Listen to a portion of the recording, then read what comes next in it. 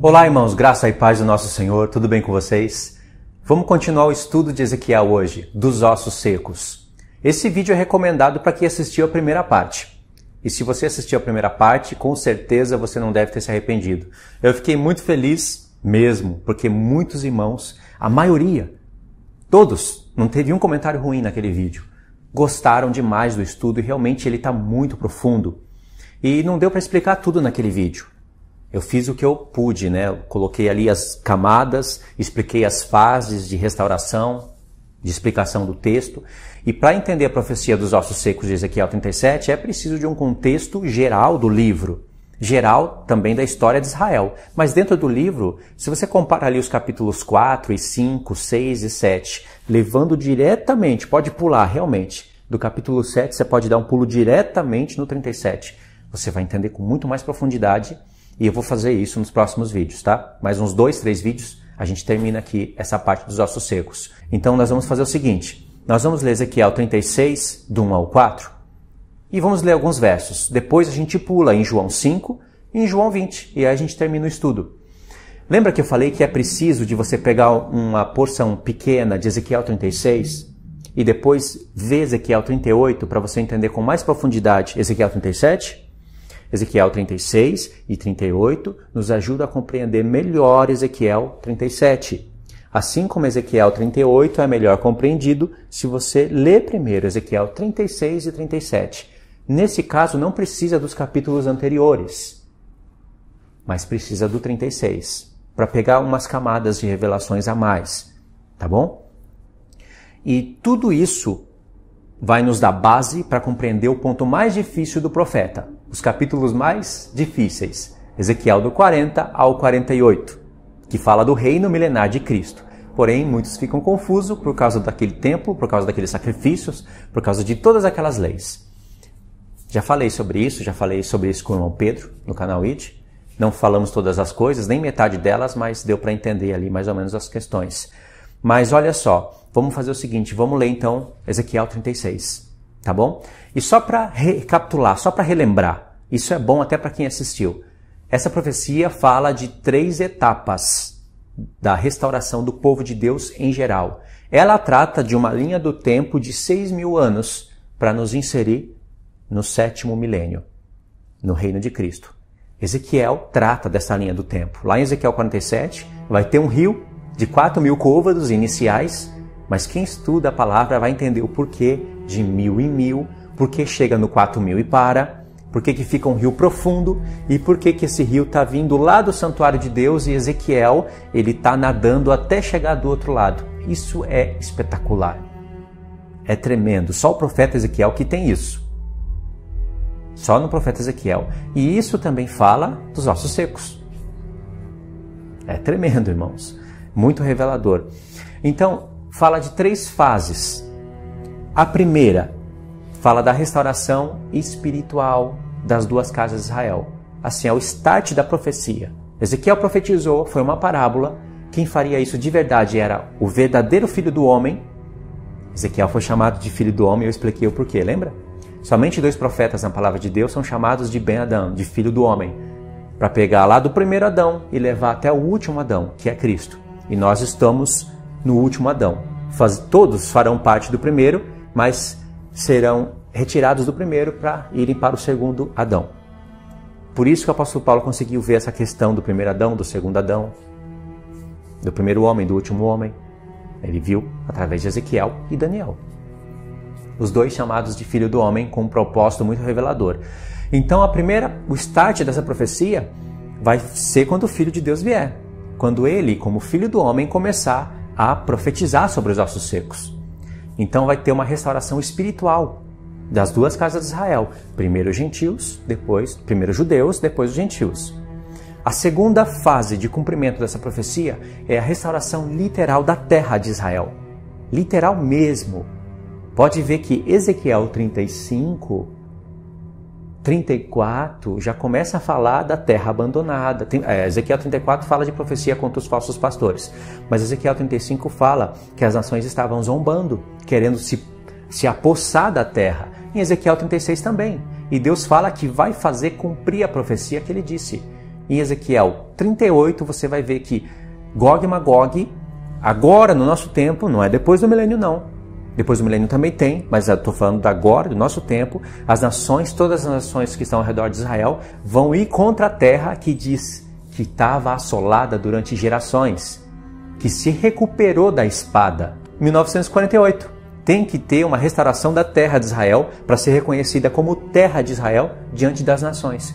Em 1967, Jerusalém foi retomada para fazer parte de Israel. Então essas datas são importantes e nos revela coisas do fim também.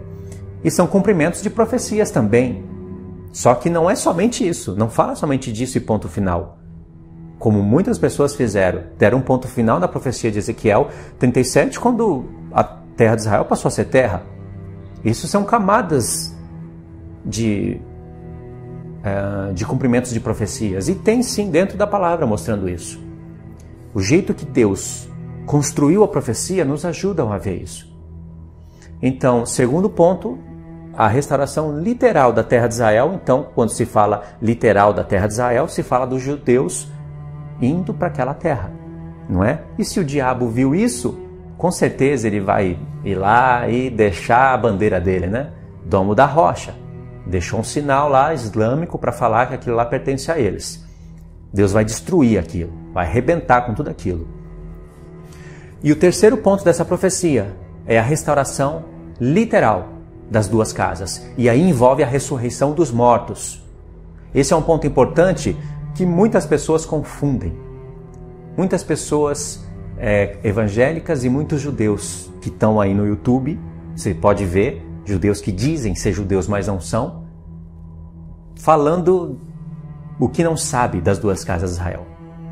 Então, o Senhor Jesus, ele veio e ele uniu as duas casas. E ali está os gentios, na casa de Israel. Falado por Paulo, é só estudar as cartas, não ficar com livros na cabeça.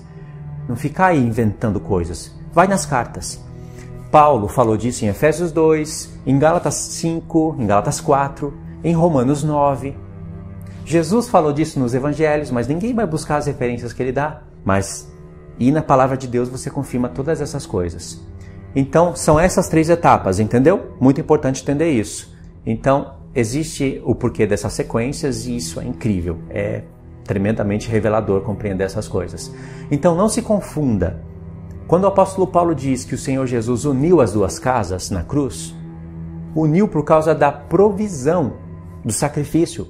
Por isso que o apóstolo Paulo, em Efésios 1, ele fala que Deus nos ressuscitou juntamente com Cristo e nos fez assentar nos lugares celestiais em Cristo.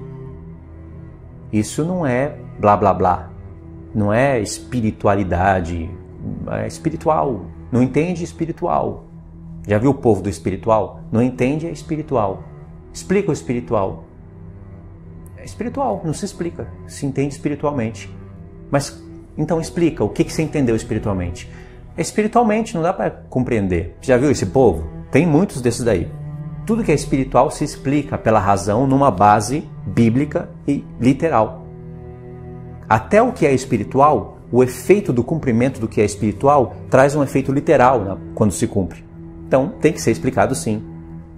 Entendeu, irmãos? Então, quando o Senhor Jesus uniu, foi por causa da provisão, da previsão, da provisão do seu sacrifício. Mas ainda nós não estamos unidos, literalmente. Nós somos amigos dos judeus? Temos a mesma mente? O mesmo coração? Não. Só vai acontecer quando ressuscitarmos, de fato. Só que, um detalhe importante. Na última semana, judeus e gentios, aquela porção que tem azeite de ouro, elas já estarão unidas. De corpo, alma, coração, mente. Elas já estarão unidas. Mas todo o povo de Deus de todas as gerações que morreram em Cristo e até mesmo os que estarão espalhados nos desertos estarão judeus e gentios. Estarão unidos de fato na ressurreição. Por isso que o apóstolo Paulo fala que ele nos ressuscitou e nos fez assentar nos lugares celestiais. Isso não é espiritual, isso vai acontecer. Embora o reino seja sobre a terra, nós vamos nos assentar em lugares celestiais com Cristo. Vamos pegar aqui Ezequiel 36, aí vocês vão começar a compreender o porquê que eu falei de Ezequiel 36. É uma coisa, assim, um acréscimo rápido Não é muita coisa que vai ser acrescentado aqui. Do 1 ao 4, diz assim: Tu, ó filho do homem, profetiza aos montes de Israel e dize: Montes de Israel, ouvi a palavra do Senhor. Assim diz o Senhor Deus: Visto que diz o inimigo contra vós outros, bem feito. E também, os eternos lugares altos são nossa herança. Aqui que Deus fica irado, ó. São nossa herança. Terra de Israel nos pertence. Vamos tomá-la. Olha o que Deus diz. Portanto, profetiza e dize: Assim diz o Senhor Deus: Visto que vos assolaram e procuraram abocar-vos de todos os lados, aqui são as nações que estão ao redor de Israel. Isso aconteceu no passado e voltará a acontecer no nosso futuro muito em breve. Para que fosseis possessão do resto das nações e andais em lábios paroleiros e na infâmia do povo, portanto ouvi, ó montes de Israel, a palavra do Senhor Deus. Aí vamos parar aqui no 4 e vamos dar um pulo no 23. Vindicarei a santidade do meu grande nome, que foi profanado entre as nações, a qual profanaste no meio delas.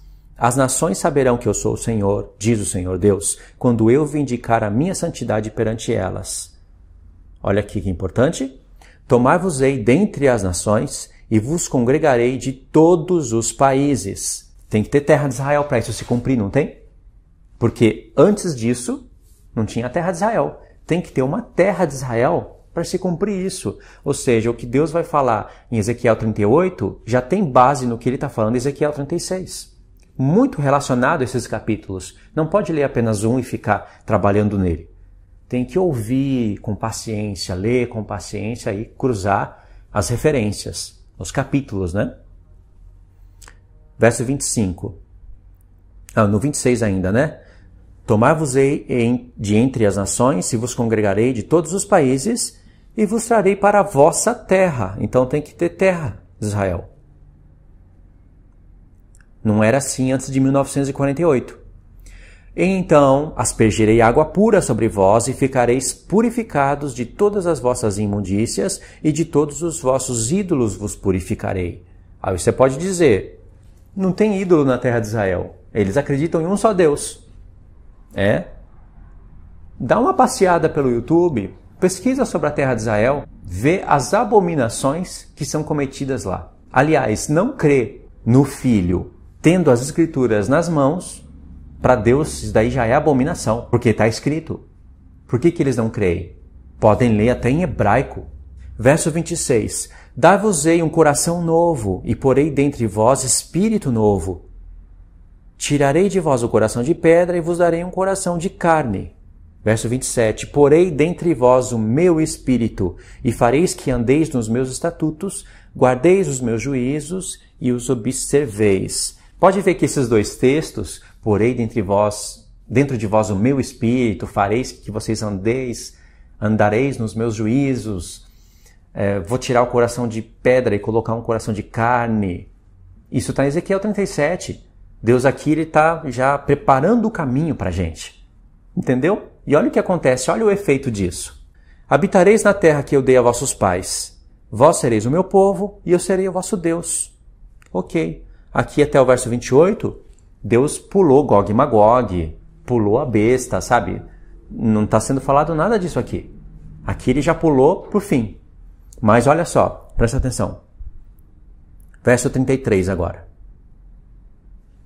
Assim diz o Senhor Deus, no dia em que vos purificar de todas as vossas iniquidades, então farei que sejam habitadas as cidades e sejam edificados os lugares desertos. Está vendo aqui? Lugares desertos. Isso é porque Deus tocou 7 trombetas, derramou 7 taças e destruiu toda essa grande Babilônia. Só a 7ª taça diz que caíram todas as cidades das nações. Tudo que é casa, prédio, tudo que é comércio, tudo que os homens trabalharam durante anos, vai cair. Deus vai derrubar. E está escrito lá, olha o que João fez. Está escrito assim, e houve um grande terremoto, e todas as cidades das nações caíram, e as ilhas se moveram. Foi um terremoto muito grande. Abalou tudo essa terra. Nada disso daqui vai ficar no lugar. Todos os edifícios, pontes e tudo vai ser destruído, deslocado do lugar. E aí está escrito, e Deus se lembrou da grande Babilônia. Sabe, enquanto tudo caía, pensa na mente do Senhor, enquanto tudo caía, tudo se movia, todas as obras que os homens levaram anos para construir, e às vezes, muitas vezes debaixo de iniquidade, sabe?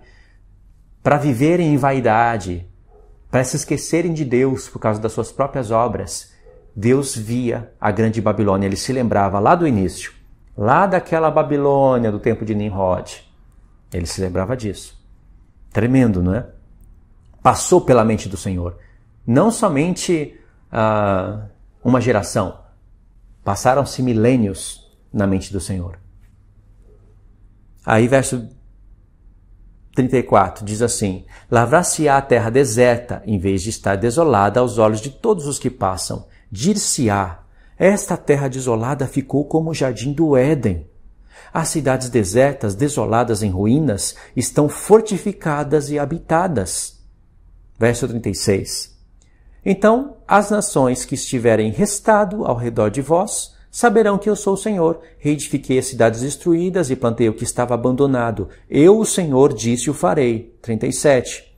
Assim diz o Senhor Deus, ainda nisto permitirei que eu seja solicitado pela casa de Israel, que lhe multiplique os homens como um rebanho de santos, o rebanho de Jerusalém nas suas festas fixas. Assim, as cidades desertas se encherão de rebanhos de homens e saberão que eu sou o Senhor. Irmãos, quantas coisas tem aqui? Primeiro ponto, que está aqui no verso 35. Deus está falando, as cidades que vão ser reconstruídas, fortificadas, as pessoas vão dizer, ficou como o jardim do Éden. Deus já está aqui fazendo a gente se lembrar do Éden, onde tinha Adão, os dois Adão, que a gente pode chamar pela Bíblia também de Eva e Adão. Deus criou os dois, primeiro o homem, depois a mulher, mas chamou os dois de Adão. Os dois tinham o mesmo nome porque vieram da terra. Depois da queda que Adão colocou o nome na mulher de Eva. Adão chamou ela de mulher e depois chamou de Eva, depois da queda. Mas Deus chamou os dois de Adão. Entendeu? E aqui Deus já está buscando algo lá em Gênesis, para a gente compreender a profecia dos ossos secos com mais profundidade. É o efeito da morte, o resultado da morte. O salário do pecado é a morte. Eva e Adão pecaram, morreram, e há um processo até chegar na morte. Até os ossos ficarem secos, tem processos, né? Já expliquei isso. E depois Deus quer pegar dos ossos secos e transformar em vida, num processo onde o Senhor, o Espírito de Deus, que é sábio, Deus que é tremendo em sabedoria, quis falar várias coisas através da profecia de Ezequiel 37. Entendeu? No verso 35 já tem essa dica. No verso 36 diz, então as nações que estiverem restado ao redor de vós saberão, ou seja, restam nações, entrarão no milênio. Aqui, nações que restam estão entrando no milênio, mas não estão entrando com os corpos transformados. Isso é apenas um dos vários textos onde mostra que restam nações. Aqui você já começa a ver todos os erros da linha calvinista. Todos. Dos mais fracos aos mais bizarros. Verso 37. Assim diz o Senhor Deus, ainda nisto permitirei que eu seja solicitado pela casa de Israel, que lhe multiplique os homens como um rebanho de santos. Deus está dizendo, a casa de Israel vai entender e vai me solicitar. Ela vai me buscar para que eu cumpra tudo isso. É o que nós estamos fazendo agora, irmãos. Eu, quando oro ao Senhor, eu oro baseado nessas profecias aqui. Você não pode orar ao Senhor apenas pedindo coisas ou agradecendo. É claro, tem que agradecer sim e pode pedir coisas para o Senhor. Mas tem que orar principalmente em relação a isso. Porque isso é o que o Senhor quer ouvir da gente. O resto tudo Ele sabe que a gente precisa e Ele nos dá.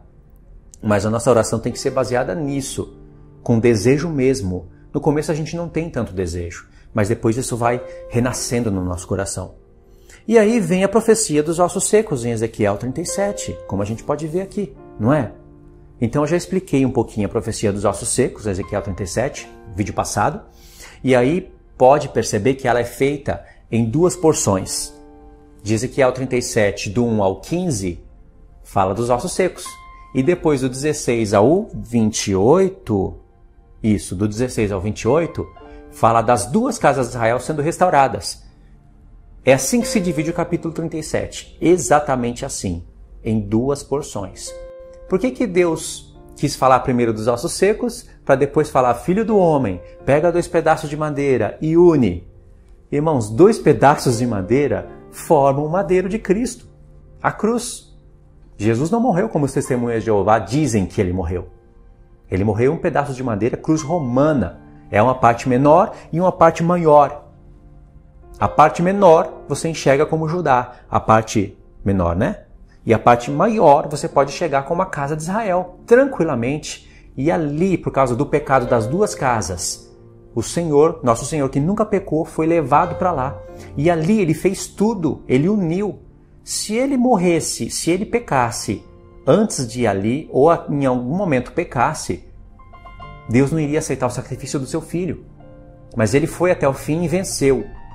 Por isso que ele disse, está consumado, e morreu. Porque ele sabia que ali, até ali, ele nunca pecou, ele venceu.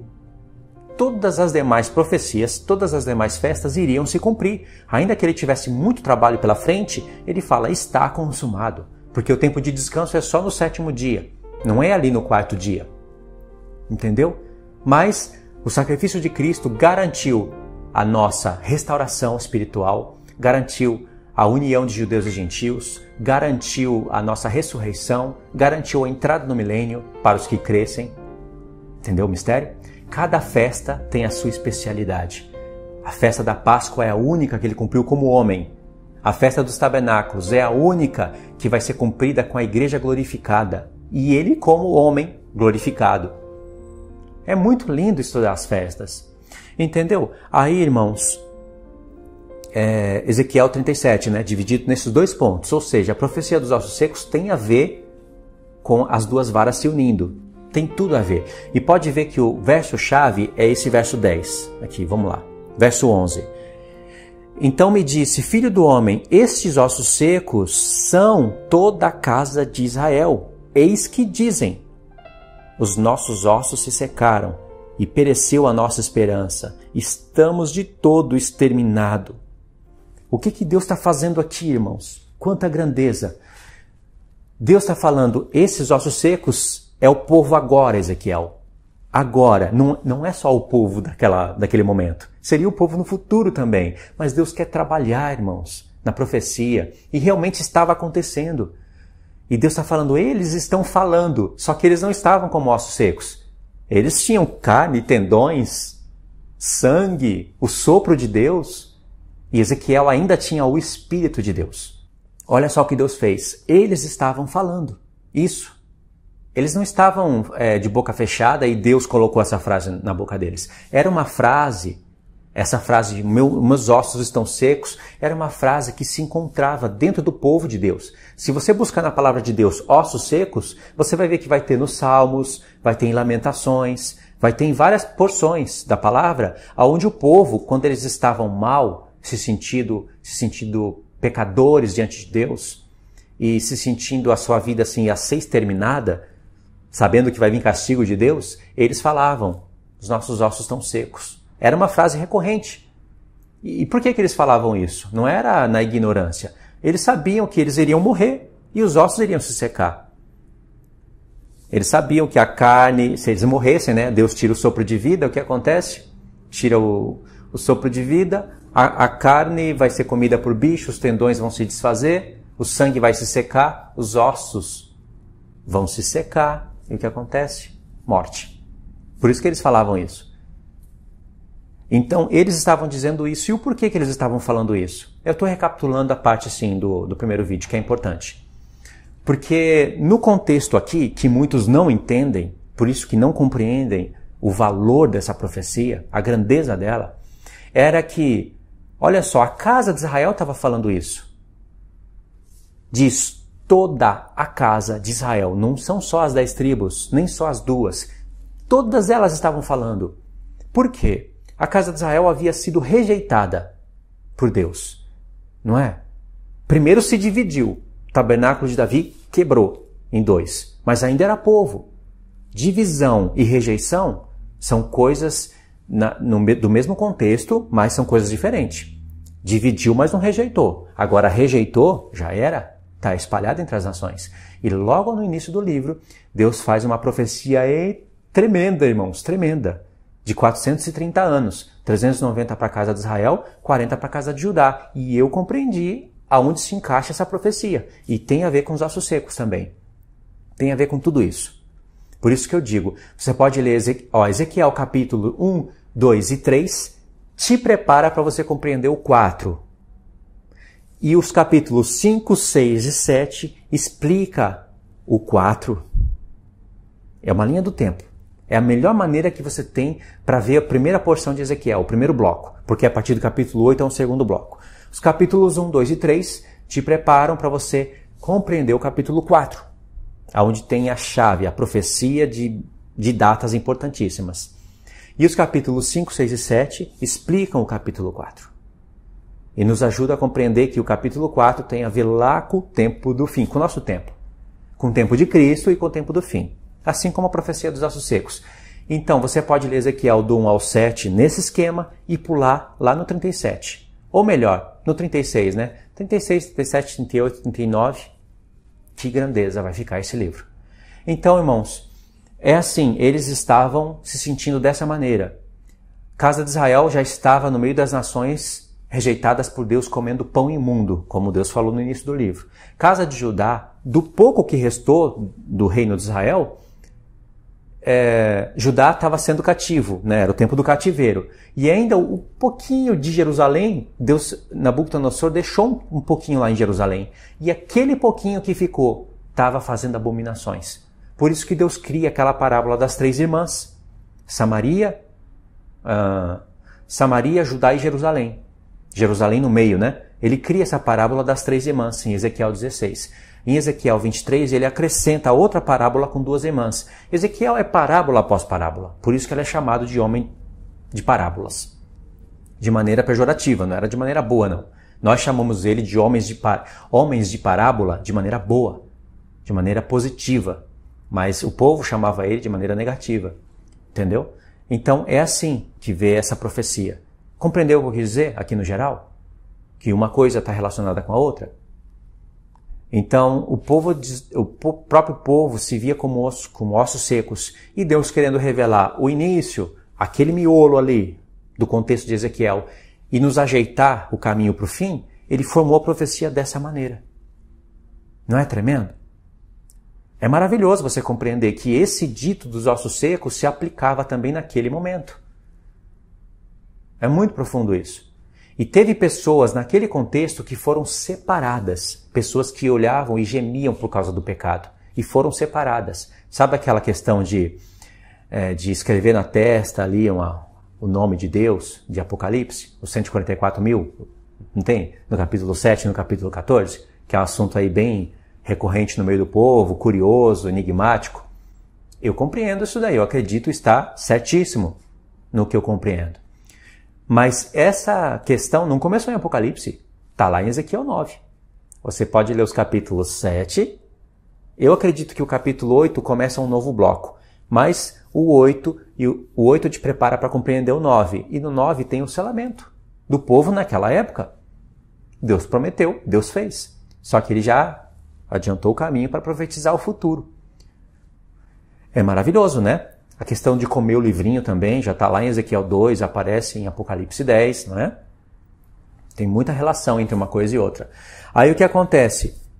Expliquei aqui para vocês, recapitulei um pouquinho do vídeo anterior e expliquei para vocês. Agora vamos entrar em João 5, que vocês vão ver da onde eu consegui entender essas coisas. Lembra que eu disse que eu posso bater o martelo nisso? Embora eu não goste de falar isso, né? Porque falar bater o martelo é dono da verdade, fecha o coração das pessoas. Se você ficar, olha, eu acho, pode ser, se eu tiver errado, sabe, muito humilde, você perde credibilidade. Se você bater o martelo, você fecha os corações. Então, eu digo na minha consciência que eu posso bater o martelo. Mas se eu tiver errado, eu desbato. Entendeu? Mas é assim, é garantido. Olha, as próprias palavras do Senhor Jesus. Olha só que incrível. João 5, do 16 ao 25. Vou ler um pouquinho rápido, tá? E os judeus perseguiam Jesus porque fazia essas coisas no sábado. Essa cura que ele fez Está relacionado com o contexto, mas eu pulei para tentar resumir. Né? Verso 17. Mas ele lhes disse, meu pai trabalha até agora, e eu trabalho também. Essa frase foi dita para eles, mas ele pensava em nós. Nós iríamos entender essa frase. O descanso de Deus está no futuro. Verso 18. Por isso, pois, os judeus ainda mais procuravam matá-lo, porque não somente violava o sábado, mas também dizia que Deus era o seu próprio pai, fazendo-se igual a Deus. Aqui o caldo começa a engrossar, o negócio começa a ficar lindo. Verso 19. Então lhes falou Jesus, em verdade vos digo que o filho nada pode fazer de si mesmo, senão somente aquilo que vir fazer o pai. Porque tudo o que este fizer, o filho também semelhantemente o faz. Olha que verso curioso. Ele acabou de curar uma pessoa e fala, olha, o filho faz